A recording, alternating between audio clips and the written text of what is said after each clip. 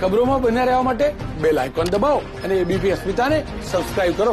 તો અમદાવાદમાં કર્ફ્યુના માહોલ વચ્ચે કેટલાક એવા લોકો છે અટવાયા છે અને તેને લઈને અત્યારે પરેશાની પણ ભોગી રહ્યા છે. કાલુપુર વિસ્તારમાં શું સ્થિતિ છે તે જાણવાનો પ્રયાસ કરીશું. મારા સંવાદદાતા રાજલ બારોટ અમારી સાથે જોડાયા છે. રાજલ, કાલુપુર વિસ્તારમાં શું પરિસ્થિતિ છે? કારણ કે રેલવે સ્ટેશન અને એરપોર્ટ પર એએમટીએસ બસની સુવિધા ઊભી કરે છે, શું ત્યાં પણ મુસાફરો અટવાયા છે અથવા કોઈ ખાસ વ્યવસ્થા ખરી? જી બિલકુલ વિશાલ, ખાસ કરીને આપ જોઈ શકો છો કે અહીંયા આગળ જેટલા પણ મુસાફરો જે રેલવેમાંથી મુસાફરી કરી રહ્યા છે તે તમામ લોકો માટે આ એએમટીએસ બસની વ્યવસ્થા કરવામાં આવી છે.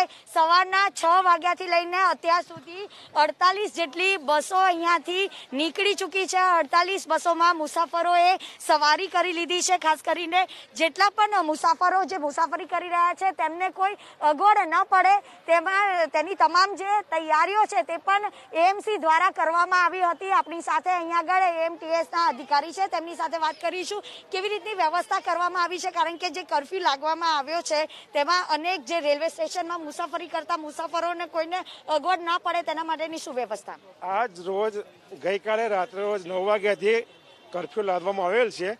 રાત્રે એએમટીએસના કર્મચારીઓ ખડે પગે ઊભા રહીને રાતથી જ બસની વ્યવસ્થા કરેલ છે અને દરેક પ્રવાસીને કયા એરિયામાં જવું છે એ પણ અમે વ્યવસ્થા કરેલ છે. અને અત્યારે સવારે અમે 6 વાગ્યાથી ખડે પગે ઊભા છીએ. 9 વાગ્યા સુધીમાં અમે 50 ગાડી રવાના કરેલ છે અને દરેક પ્રવાસીને શાંતિથી અમે જવાબ આપીએ છીએ અને એમની વ્યવસ્થા કરીએ છીએ. કેટલા લોકોએ અત્યાર સુધીમાં આ એએમટીએસ બસનો વ્યવસ્થા લીધી છે અને ખાસ કરીને કેટલી બસો અહીંયા રાખવામાં આવી? સવારે 6 વાગ્યાથી 9 વાગ્યા સુધીમાં અમે 50 ગાડી ભરીને રવાના કરેલ છે અને હાલ અમારે એએમટીએસ બસ 100 બસ ઊભી રાખવામાં આવેલ છે. તો ખાસ કરીને અમદાવાદનો આ કાલુપુર વિસ્તાર છે કે જ્યાં આગળ મુસાફરો મુસાફરી કરતા હોય છે. જ્યારે પણ કોઈ ટ્રેન અમદાવાદ શહેરમાં આવતું હોય છે ત્યારે અહીંયા આગળ ભીડભાડના જે દ્રશ્યો હોય છે તે ઊભા થઈ જતા હોય છે. પરંતુ ખાસ કરીને આ કાલુપુર રેલવે સ્ટેશન પર આપ જોઈ શકો છો કે અહીંયા આગળ એએમટીએસ બસો અહીંયા આગળ ઊભી રાખવામાં આવી છે. કારણ કે જે પ્રવાસીઓ અહીંયા આગળ પ્રવાસ કરી રહ્યા છે તેમને કોઈ અગવડ ન પડે તેના માટેની અહીંયા આગળ એએમટીએસ બસની વ્યવસ્થા અહીંયા આગળ ઊભી કરવામાં આવી છે. અત્યાર સુધી 50 જેટલી જે બસો છે ત્યાં નીકળી ચૂકી છે અને અહીંયા આગળ તમામ જે મુસાફરોને જે તે નિર્ધારિત સ્થળે જવું છે તે સ્થળે લોકો નીકળી રહ્યા છે. ખાસ કરીને આ છે અમદાવાદ શહેરનો કાલુપુર વિસ્તાર. ખાસ કરીને અહીંયા આગળ પોલીસનો ચુસ્ત બંદોબસ્ત પણ અહીંયા આગળ રાખવામાં આવ્યો છે. આપ જોઈ શકો છો કે અહીંયા આગળ ભીડભાડના જે દ્રશ્યો છે તે ઊભા ના થાય તેના માટેની અહીંયા આગળ વ્યવસ્થા કરવામાં આવી છે. સર, જ્યારે ટ્રેન આવે છે ત્યારે ભીડભાડના દ્રશ્યો અહીંયા આગળ ઊભા થાય છે, કેવી રીતની વ્યવસ્થા?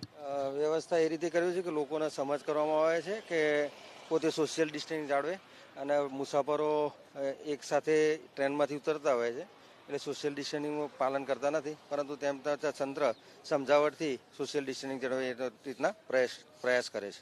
અહીંયા આગળ કેટલા સુરક્ષા કર્મીઓ તૈનાત છે? સુરક્ષાકર્મી 3 મોબાઈલો છે અને બીજા 4 થી 5 કર્મચારીઓ છે.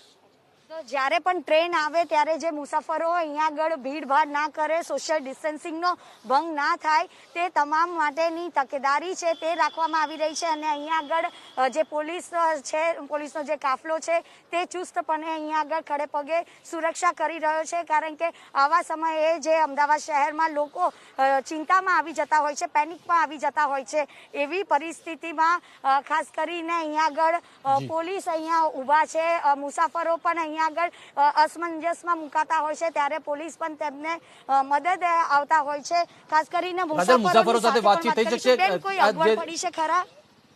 मुझे गुजराती नहीं आती. परेशानी उठानी पड़ी? नहीं, कोई परेशानी नहीं उठानी पड़ी. ऑलरेडी गवर्नमेंट ने बहुत अच्छी फैसिलिटीज दी है. अच्छा, और कितना जरूरी था ये कर्फ्यू लगाना? ये कोरोना से बचने के लिए लगा रहे, बहुत अच्छी चीजों को सोच के लगाया होगा उन्होंने, लगाया होगा तो ખાસ કરીને મુસાફરોને કોઈ જ પ્રકારની અગવડ નથી પડી રહી તેવું મુસાફરો કહી રહ્યા છે. કારણ કે જે કોરોનાનું સંક્રમણ વધતું હતું તેને અટકાવવા માટે જે તંત્રએ આ મહત્વપૂર્ણ નિર્ણય લીધો છે અને કોઈને પણ એ પછી અમદાવાદના કાલુપુર રેલવે સ્ટેશન હોય કે પછી અમદાવાદના જે એરપોર્ટ વિસ્તાર હોય ત્યાં પણ બસની જે સેવાઓ છે તે ઊભી કરવામાં આવી છે. અને અહીંયા આગળ જે મુસાફરો છે તે સોશિયલ ડિસ્ટન્સિંગનો ભંગ ન કરે, અધરવાઇઝ જે જે માસ્ક ના પહેરતા હોય તો તેમને પણ અહીંયા જાગૃત કરવામાં આવી રહ્યા છે અને તમામ લોકો માટેની અહીંયા તમામ જે સુવિધાઓ છે તે ઉપલબ્ધ કરવામાં આવી રહી છે. જી.